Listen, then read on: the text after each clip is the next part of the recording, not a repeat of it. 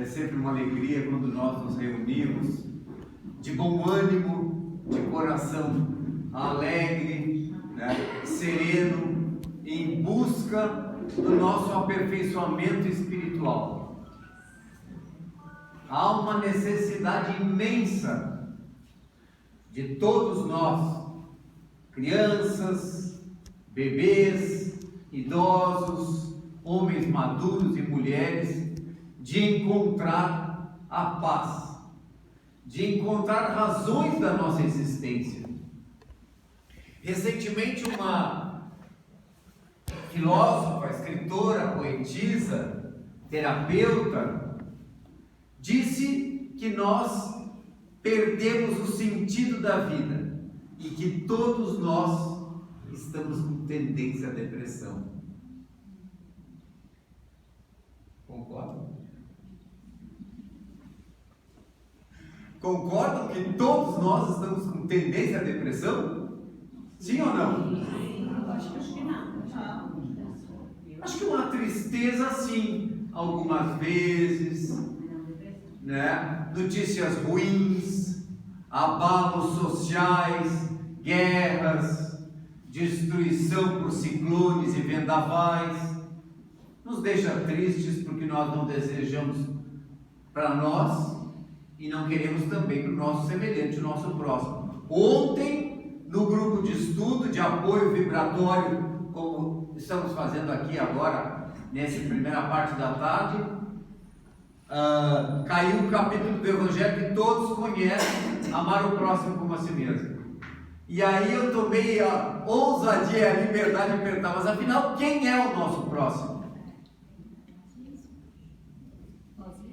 Quer dizer, o próximo, mais próximo somos nós. Somente então? Quem é o nosso próximo? Minha irmã das preces aqui na São todos irmãos, né? E o caído à beira do caminho? E o que está sofrendo as bombas na guerra? Mas é longe, eu não posso fazer nada. Mas eu posso fazer uma oração para eles. Vibrações e orações pela paz. Emitir pensamentos de coragem. Já estamos fazendo agora, ó. Todos nós fechamos os olhos ou não, vislumbramos uma aura de paz, de coragem, de força, de bom ânimo, de paciência, porque eles lá estão na faixa de Gaza, ou na Palestina, ou Israel, ou na Ucrânia, seja onde for, ou lá em Mussum, Roca Salles. Quem não pôde de caminhão levar gêneros, fogões e coisas para quem perdeu tudo, mandou alimentos. Imagina que de Quaraí, na fronteira do Uruguai onde eu morei, um caminhão carregado de coisa até ali, a região de Bento Gonçalves, para baixo ali. Então, a solidariedade, a generosidade, a irmandade, porque já que somos filhos do mesmo Pai, somos todos filhos do mesmo Pai. Olha que engraçado isso, pertencemos à comunidade de Tramandaí, Imbé. Pertencemos à comunidade lá de preto, lá na última cadeira. Pertencemos à comunidade de Tramandaí, Imbé, ou somos siderais, pertencemos ao universo? Nós somos seres imortais, pertencemos ao universo, filhos de Deus, em pequenas famílias na terra, por um tempo. Depois voltamos, por motivos diversos, por cansaço do corpo físico, por mais que mantém a longevidade, chega um ponto que a gente parte para o além. Tem gente que morre de medo do além. Nada disso, nada disso. Nós somos muito mais amparados. Se aqui na terra até os maus, os que procedem mal, recebem o amparo, a misericórdia divina, a misericórdia do Pai, do Altíssimo, eu gosto de dizer o Altíssimo, porque está acima de todas as expectativas. A gente tem que começar a pensar assim: o Altíssimo, Deus nosso Pai, o Criador do Universo, Ele está acima de todas as considerações humanas. Então Ele não nos condena, não nos exige, não nos dá tempo. Tu tem 3 dias para te tornar uma pessoa humilde. Olha que interessante.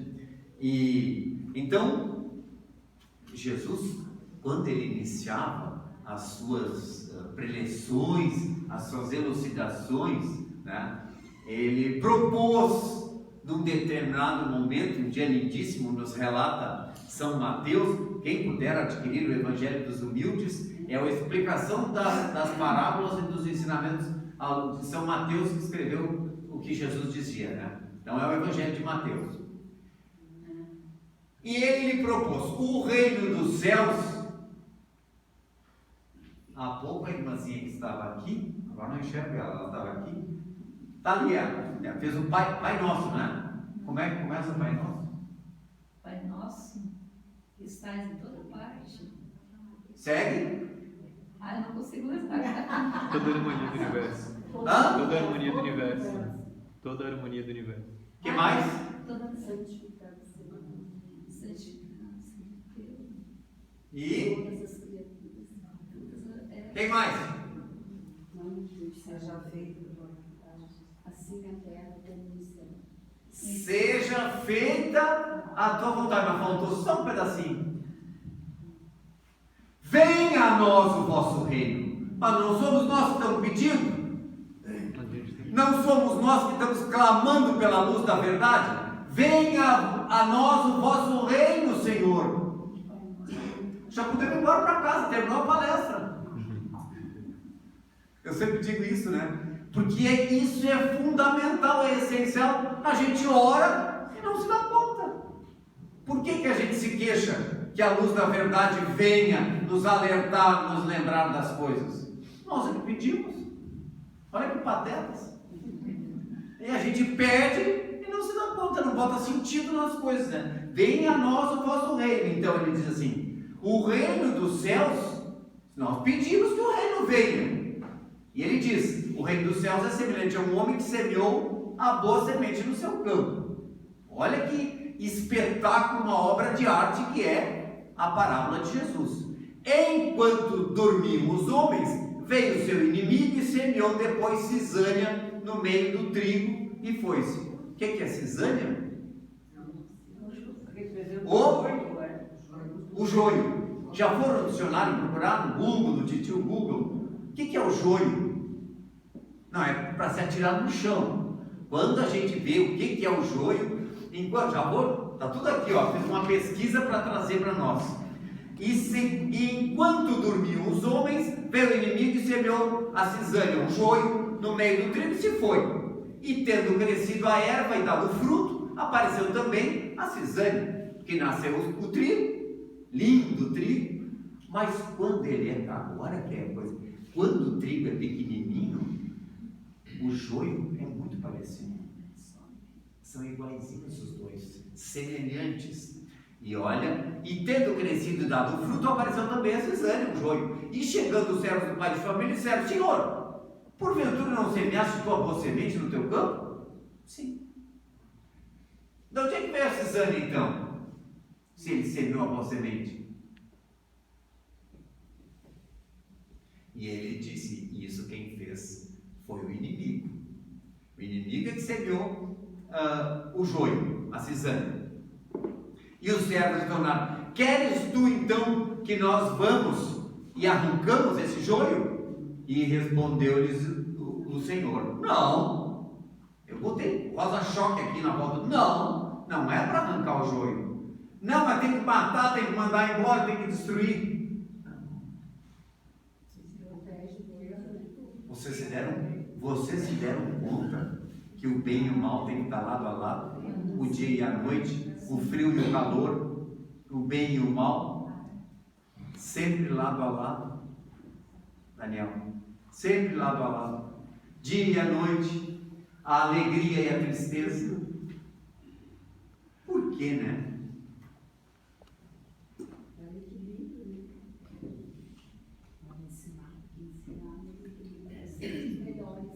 E respondeu, então, só para terminar a parábola, desculpa aqui, ó. E respondeu: não, para que talvez não suceda que arrancando a cisânia, arranqueis juntamente com ele o trigo.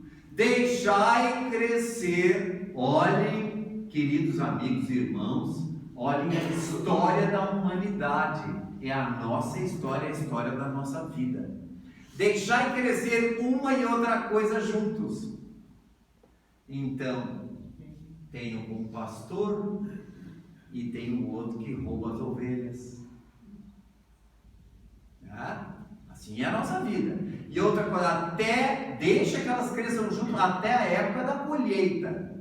E no tempo certo, direi aos segadores: colhei primeiramente a cisânia, atai-a em molhos para as queimar. Mas o trigo recolhei no meu celeiro. O que acharam da parábola?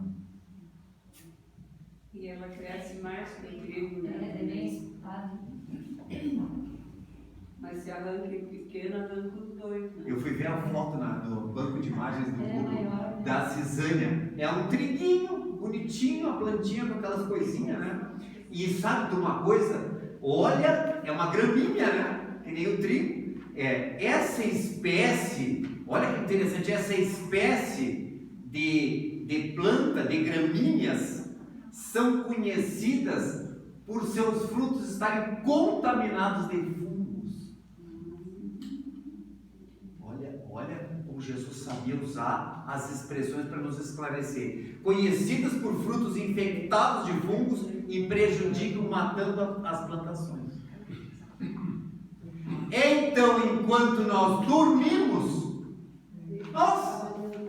enquanto nós dormimos, o inimigo vem e semeia no nosso pensamento.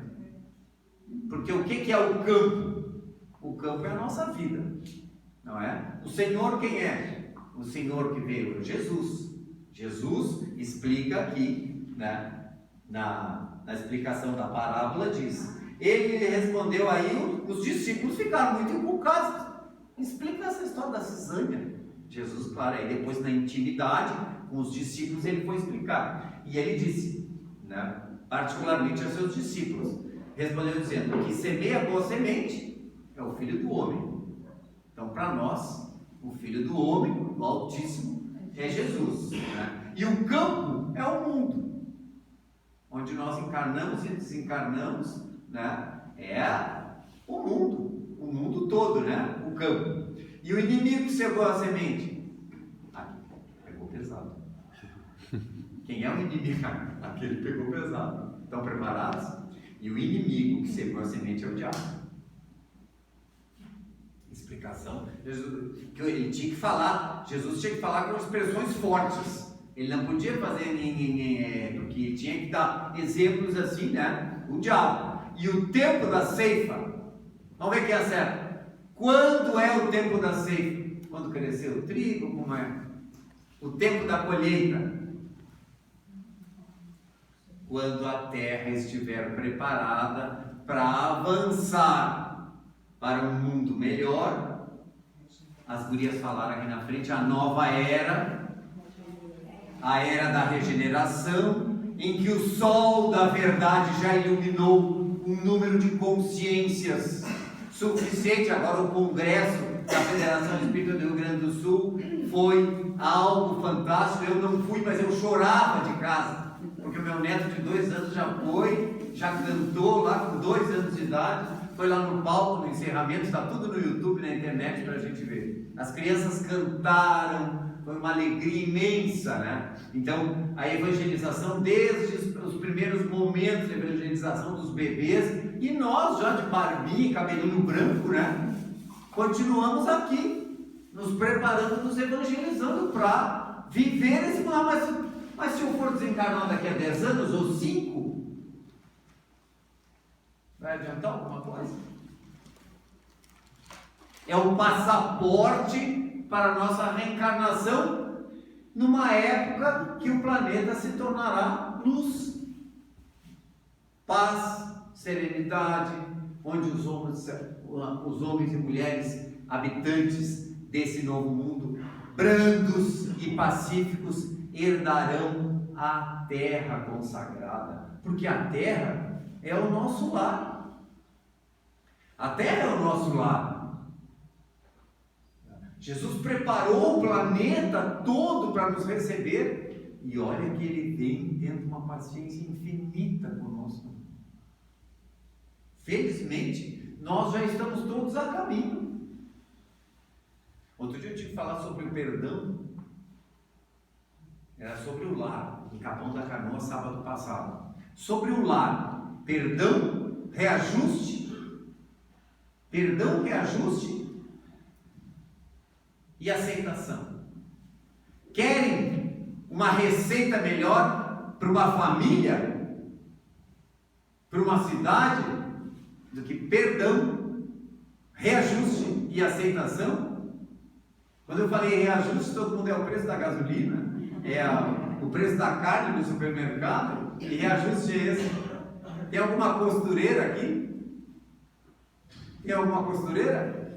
Quem senta numa máquina, o reajuste o que é?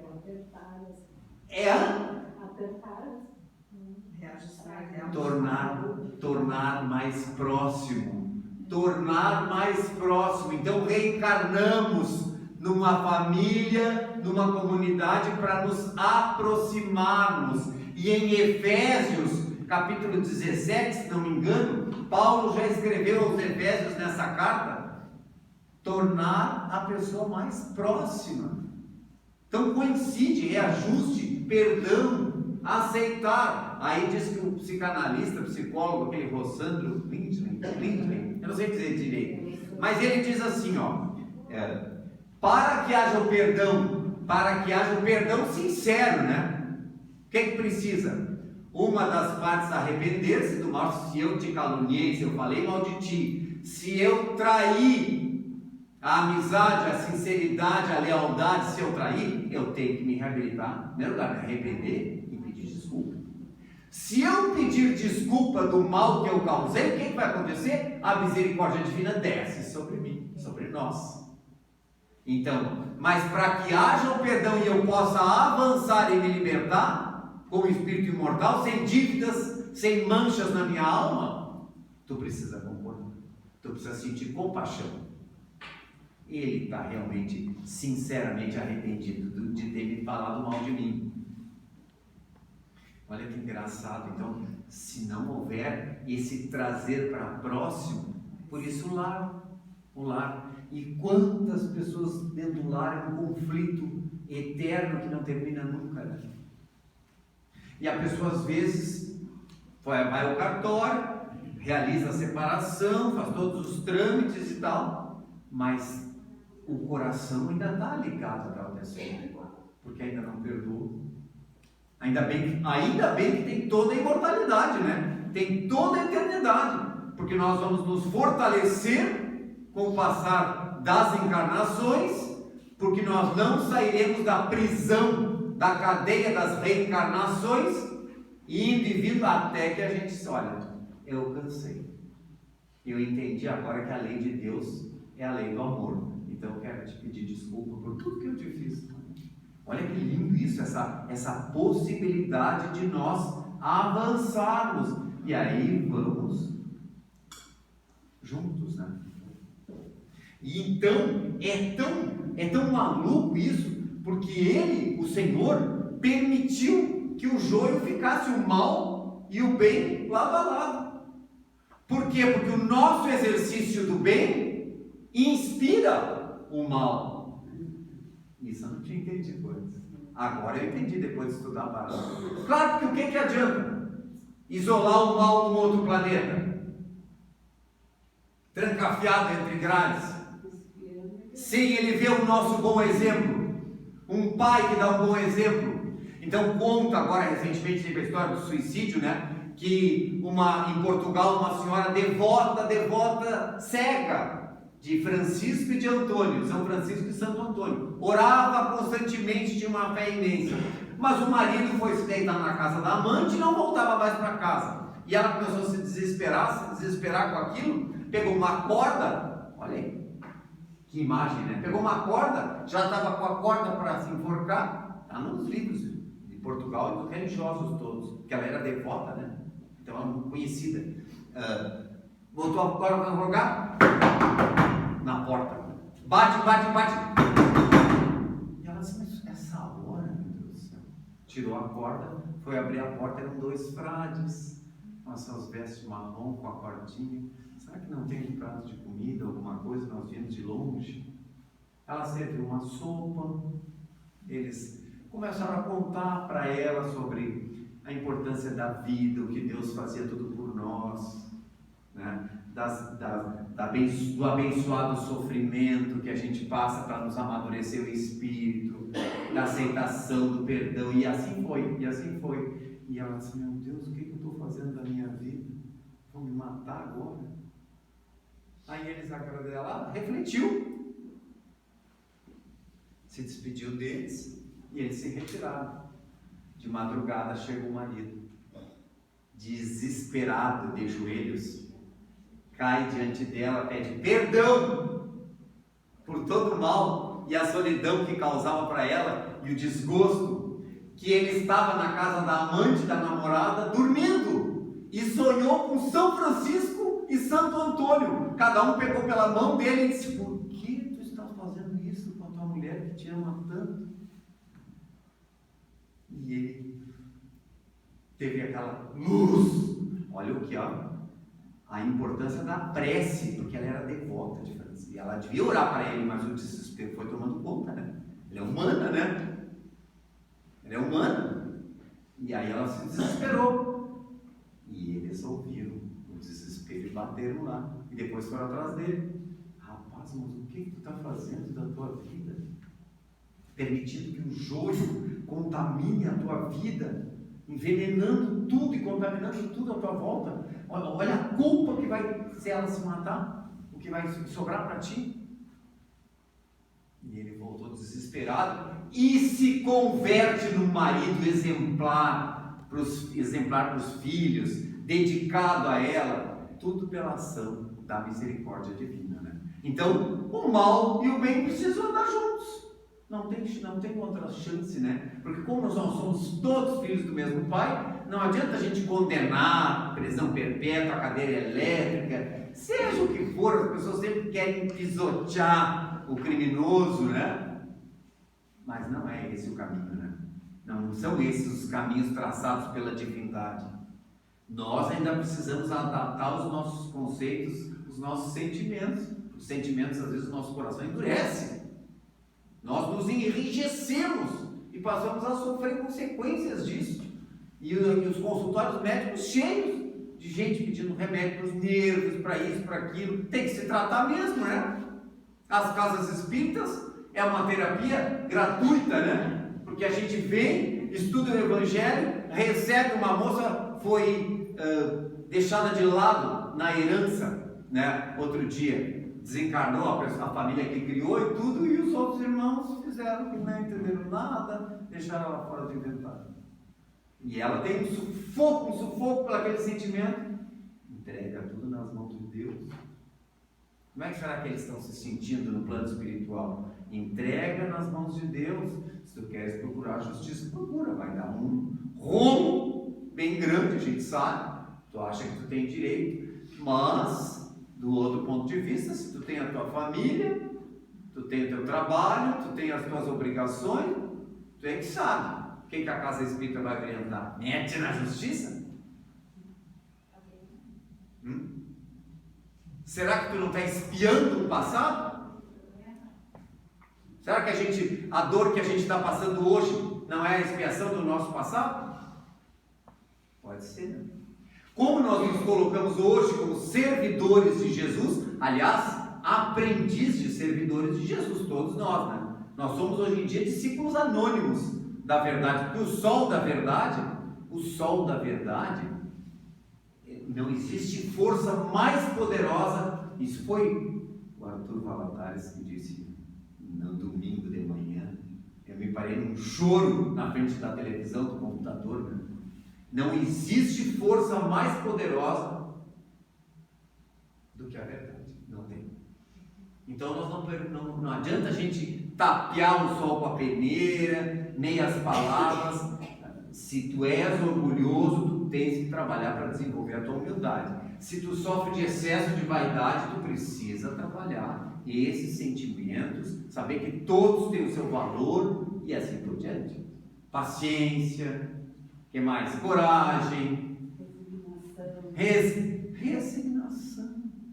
resignação, então, para aceitar a vida conforme ela se apresentou, porque na verdade quem arquitetou a vida para nós cairmos onde nós caímos nesta encarnação, neste corpo, nessa família, nessa cidade, mesmo tendo livre-arbítrio de lutar por uma melhoria sobre si mesmo, é o caso da moça. Tu agora caiu dentro da... Tu veio parar dentro, porque já foi no Evangelho, já foi aqui, já foi tudo. Agora ela veio parar no centro espírita.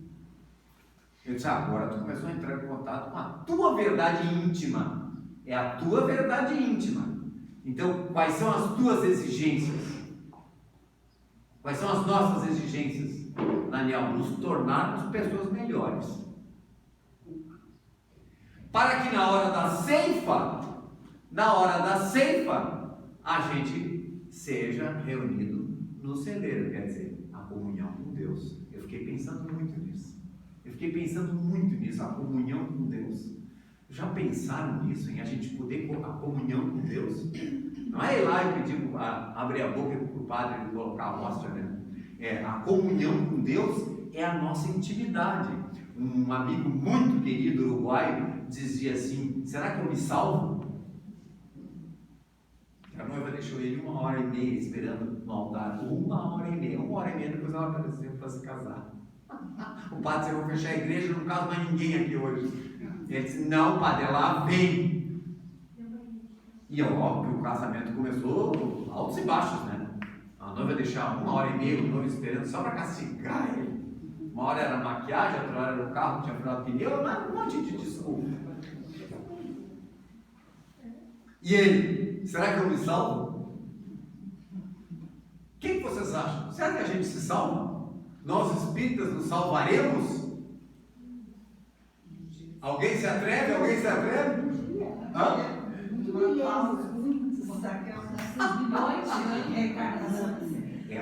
Mas nós já estamos a caminho, né? A gente já está a caminho. Nós somos muito felizes nos dias de hoje, porque já começamos a conquistar a nossa independência. Por mais que o joio queira nos contaminar, opa, eu não vou assimilar esse fumo. Essa graminha quer me contaminar. E olha, não estão preparados para a lista? Para não ir embora tão tristes. Olha o que o joio faz, a cisânia: briga, desarmonia, desavença, desentendimento, discórdia, divisão, incompatibilidade, inimizade, questões, rixas, separação. É o que a cisânia faz. Por isso o engenheiro outro dia me disse: olha, ocorreu um cisalhamento. Eu, o quê? Ocorreu um cisalhamento. Cisalhamento é quando abre a parede da casa, né? Cisalhamento, separa, cai. Houve um cisalhamento dos materiais, aquelas papos, a conversa do engenheiro, né? Eu digo: mas isso é bíblico. Ele, quê? Logo comigo ele conseguiu, tipo, mas isso aí é bíblico. Cisânia. A cisânia, separação, desarmonia, rixa. Então é um problema grave para a pessoa, porque depois vem a obsessão, vem as obsessões, porque a gente acaba se infelicitando e infelicitando os outros. Mas como que eu não tinha me dado conta disso? A gente se infelicita e infelicita os outros. Então a nossa salvação é assimilar, não é? Agora vocês esqueceram do trigo. O que se faz com o trigo? O que se faz com o trigo? Colhe.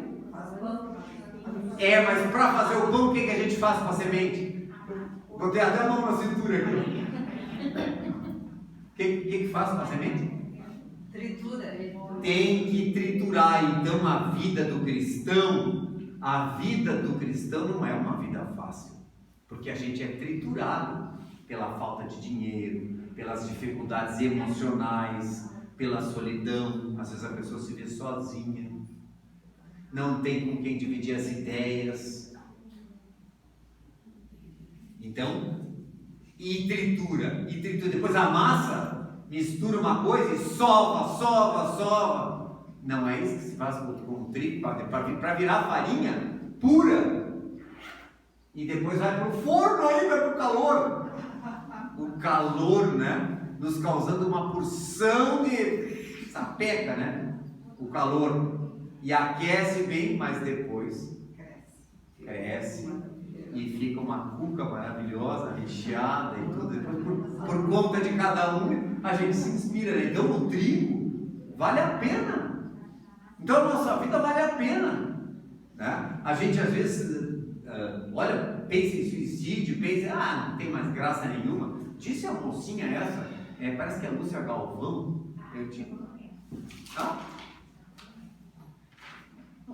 Lúcia Galvão, filósofa, escreveu na GH Digital. Filósofa, poeta, escritora, é Lúcia Galvão.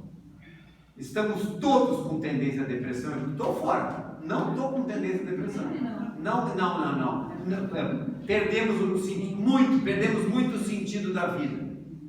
Olha, até se alguém que mora na faixa de Gaza, Israel, Egito, Cisjordânia, Líbano, Ucrânia, ali para aquele lado ali, desse jeito, ou ali em Mussum, que o rio não fez a volta e passou reto por cima da cidade, né? Aí dá para a gente, puxa, a pessoa está deprimida, né?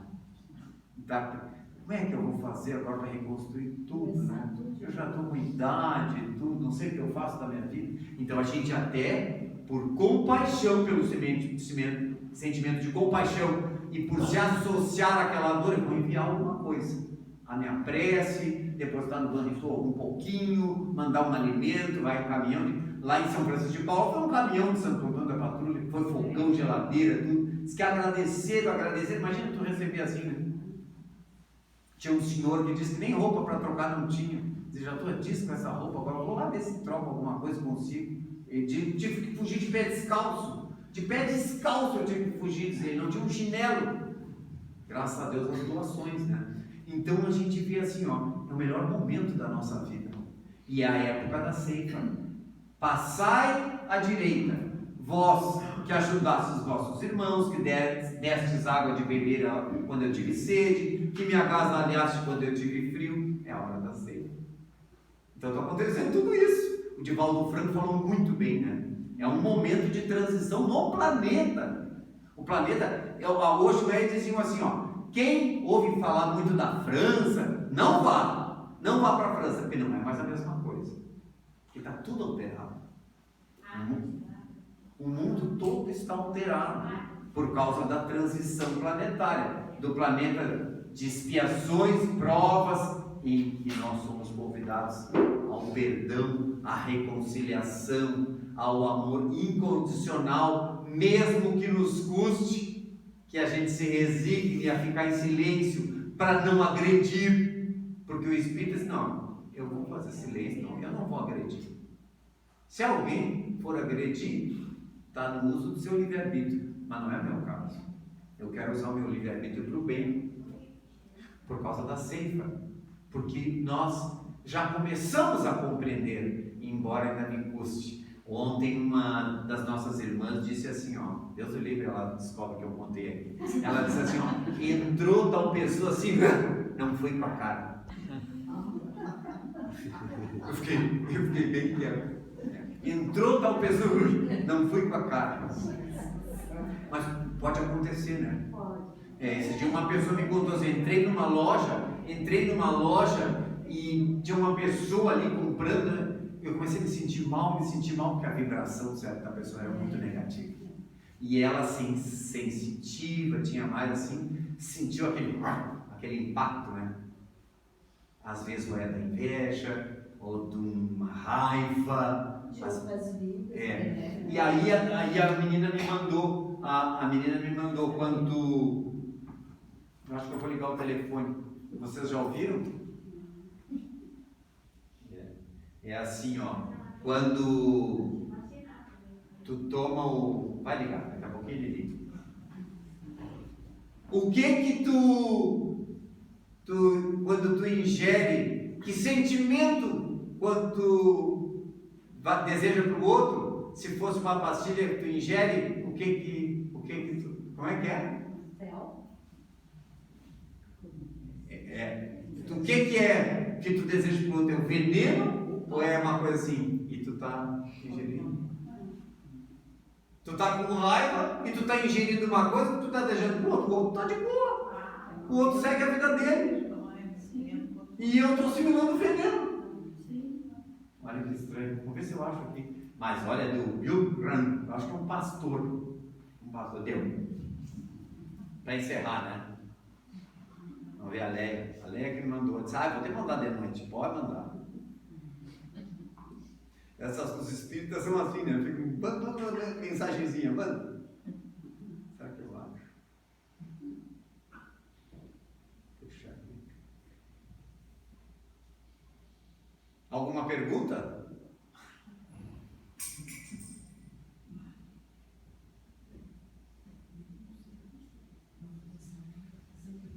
Se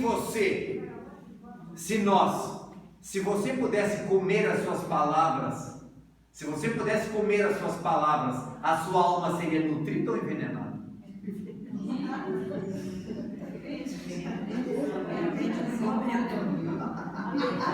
Eu te mando porque eu quero isso escrito. Essa reflexão é um revela um paradoxo espiritual. Foi o Rossandro esse, o Pintley. Mas a frase é do pastor Billy Graham, é um americano. Se você pudesse comer as suas palavras, a sua alma seria nutrida ou envenenada?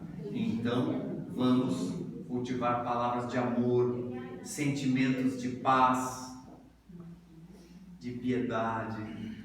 Ele está muito doente, ela está doente, enferma da alma, enferma do corpo, todo tipo de desequilíbrio está ali, e eu vou ficar blasfemando, ofendendo. Nosso ponto de vista hoje, ele se dilata, ele se agiganta com a doutrina espírita, né? Felizmente. Então a gente vai, pouco a pouco, nós vamos superando as nossas más tendências, nossas inclinações, nossos sentimentos impuros. Aqui na oração de abertura, que tantas orações fizeram pelos nossos queridos, os encarnados, e tem também os nossos inimigos, os encarnados, uns que já partiram, outros que ficaram na espiritualidade, observando o nosso comportamento para ver se a gente ia realmente assimilar o espiritismo e se alimentar do trigo e não do joio, né? Não compactuar, porque já faz mais de 2000 anos que a mensagem chegou, e eu trouxe o outro livro, mas não vai dar tempo, tá? Está aqui em cima. Hã? É aqui em cima. Tá, terminou então. Ele diz que embora também é sobre o joio, embora a doutrina de Jesus seja uma luz e uma nitidez incomparável, lógica e clareza, não pode sofrer a transubstanciada deturpação. Mais de 2000 anos e até hoje ele caminhou na Palestina, no Líbano, na Cisjordânia, na faixa, Jesus andou por ali, Paulo, Pedro, os apóstolos, e parece que eles não aprenderam nada. Nós à distância que aprendemos. Ou somos nós de lá reencarnados aqui? Pode ser. Então, mas os nossos ancestrais estão lá, né? Os nossos antepassados. Olha que interessante.